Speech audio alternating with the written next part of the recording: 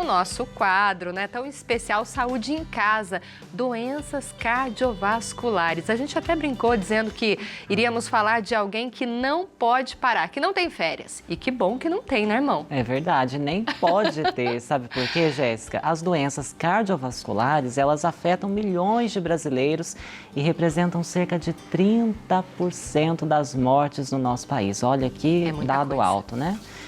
E elas estão ligadas a fatores como hábitos de vida, histórico familiar, envelhecimento. E para esclarecer mais sobre este tema, nós vamos receber a cardiologista, a doutora Cristiane Caval, que ela já está aqui conosco. Pessoa especial para nos falar sobre este assunto hoje. Doutora, bom dia, bem-vinda. Bom dia, irmã Ian, bom dia, Jéssica. Obrigada pelo convite, é um prazer estar aqui, viu? E bom dia a todos.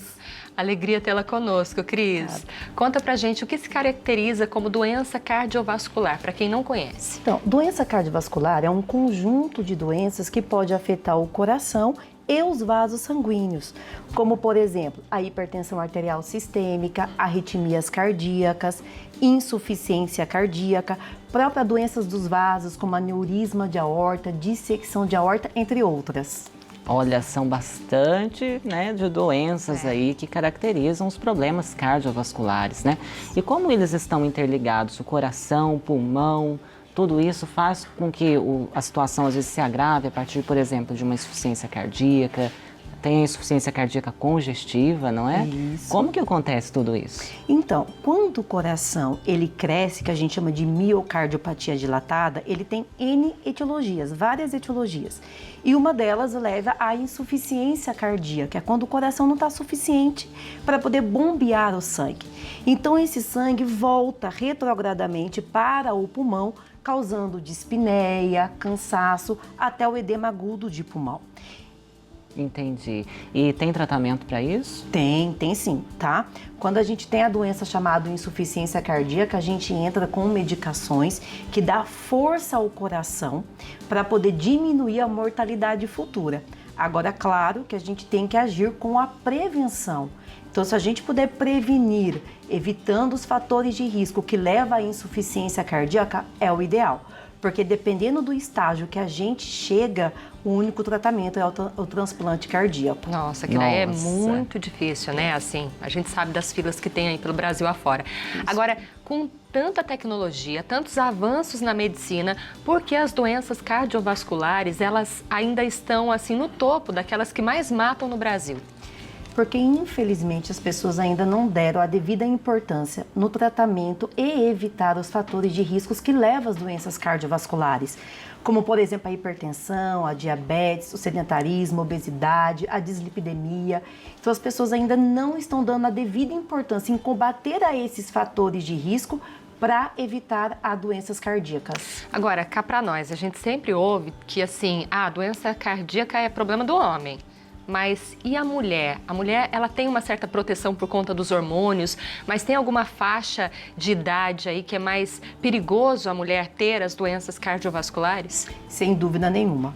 As mulheres, quando se entra na menopausa, ocorre a queda de um hormônio chamado estrogênio. E isso favorece muito as doenças cardíacas.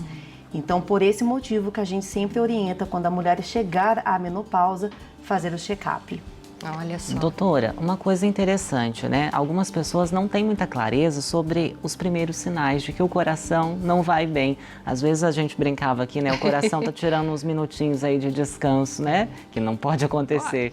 Mas quais os primeiros sinais? Muita gente fala de tontura, muita gente fala de mal-estar. O que acontece? Como que a gente procura ajuda? Sim. Os sinais mais importantes das doenças cardiovasculares seriam a dor no peito, tá? Essa dor, ela pode irradiar para ambos os braços, ela pode irradiar para a região da mandíbula, tá? Além da dor na região do peito, tontura, principalmente no idoso, é um sinal importante.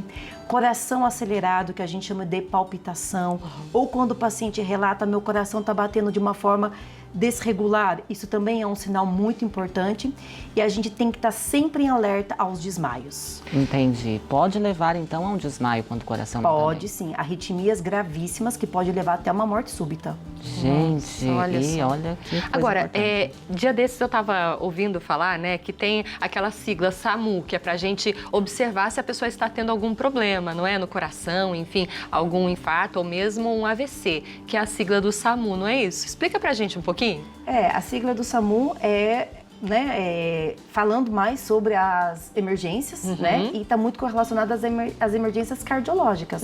Por isso que tem essa sigla SAMU. Que aí, na verdade, você tem que pedir para a pessoa, né? Se você suspeitar que ela está passando mal, você pede para dar um sorriso. Se o sorriso ficar um pouquinho torto, Isso. toma cuidado. Pedir para dar um abraço, não conseguiu levantar direito os 2 braços. Tome cuidado também, já peça ajuda. E aí, como é que é o M? O M é do que mesmo? Eu tenho que lembrar, gente. Eu sei que é o S do sorriso, o A do abraço. O M de música. Peça para a pessoa cantar uma música. Se ela embolar na fala, também é perigoso. E aí, é claro, o urgência, tem que correr atrás para pedir ajuda, porque realmente essa pessoa está passando por algo ali preocupante, né, irmão? Exatamente, né? A gente nunca sabe o que pode ser. Pode ser um AVC, pode ser um problema de coração também, não é? Tudo está interligado no nosso corpo, né? A Jéssica falava a questão das mulheres e eu estava aqui pensando, doutora, mas além do gênero, nós temos outros fatores que também influenciam, como a idade, né? Aqui está o histórico familiar, as influências no consumo de alimentos e tudo mais. Como que a gente compreende melhor essas situações? Pronto. A má alimentação leva à obesidade e isso ao acúmulo de gordura, né? Aumento também da pressão, aumento da diabetes, da glicose no sangue. Então, isso tudo pode sim afetar a parte cardiológica, tá? Outros fatores de risco, a história familiar, ela é importante sim, tá? Ela não é uma regra, mas ela é importante.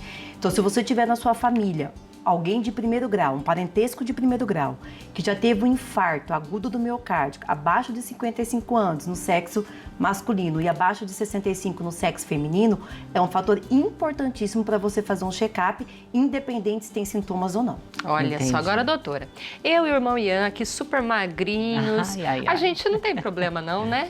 Como é que é? Porque assim, tem gente que fala, mas eu sou tão magrinha, não tenho problema no coração, não tenho problema de colesterol alto, tem nada a ver, né? Nada a ver, isso Aí realmente que é um você se mito. engana.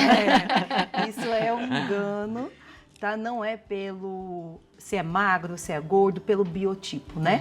O sim. mais importante, aquilo que a gente está repetindo, realmente, é os exames laboratoriais, como é que estão os colesteróis. Estilo de vida, o né? estilo de vida, tá? Sedentarismo, tabagismo é algo que a gente se preocupa muito. A pessoa que tem, então, um problema no coração, que ela deve primeiro cortar, é o tabagismo? É o tabagismo. Eita. E além disso, diabetes.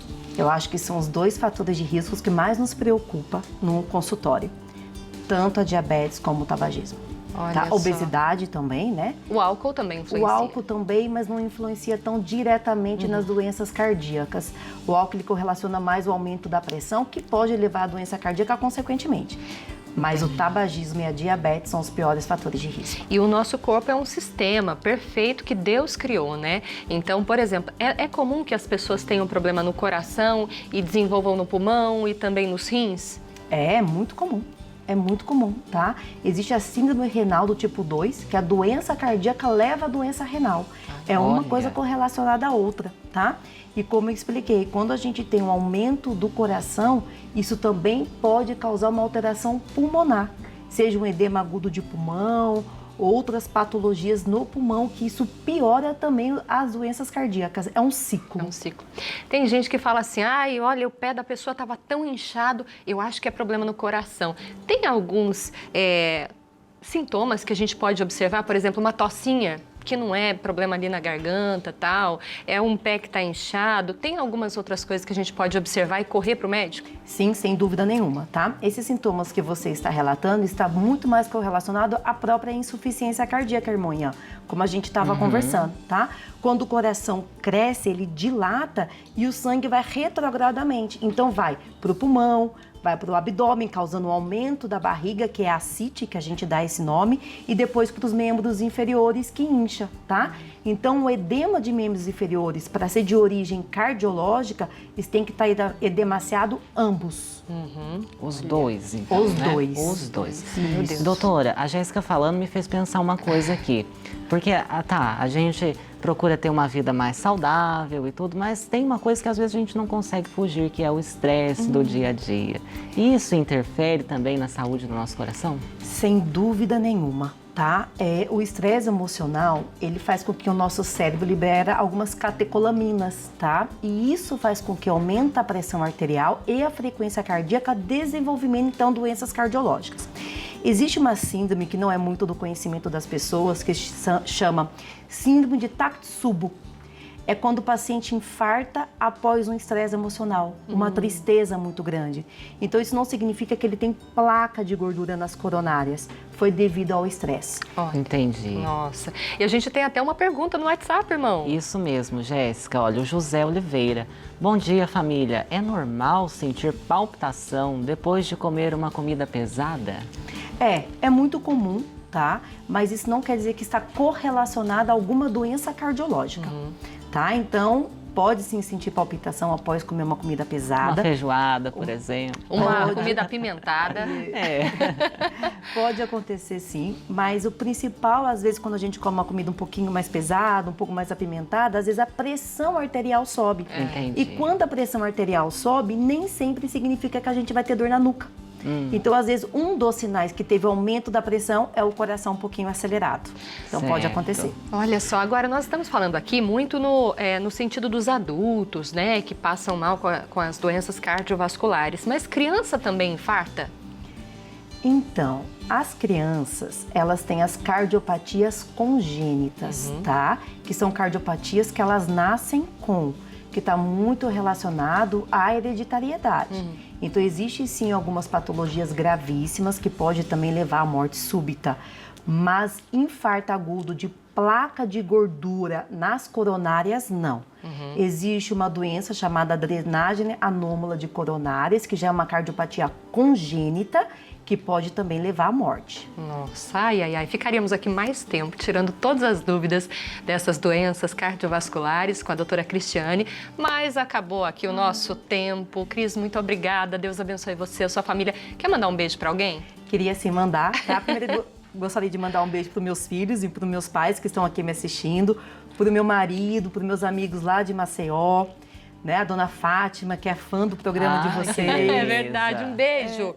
Beijo para a senhora, dona Fátima, sempre aqui com a gente pela Rede Aparecida. Isso, e também para meus amigos aqui de Pindamonhangaba, minha família de Guaratinguetá. Oh, Eu vou beleza. contar uma coisa, nós crescemos juntos, viu? Oh, É verdade, cada uma foi para uma área e para mim, assim, hoje é uma grande honra tê-la aqui conosco, né? Entrevistando, passando seu conhecimento adquirido ao longo de anos aqui para os telespectadores da Rede Aparecida. E o pai da senhora veio também. Veio também e é cardiologista. É cardiologista, como que é o nome dele? Mauro. Dr. Mauro, Isso. então, né? Um abraço para ele, está aqui com a gente também na Rede Aparecida, só que ficou ali nos bastidores, né? Isso. Deus abençoe. Obrigada, senhora. Um feliz Dia das Mães, né? Já com Obrigada. antecipação, Verdade. mas se a gente não se vê, Deus abençoe a senhora e toda a família lá. Obrigada, tá bom? irmão. Obrigada. Valeu, Obrigada, Cris. Jéssica.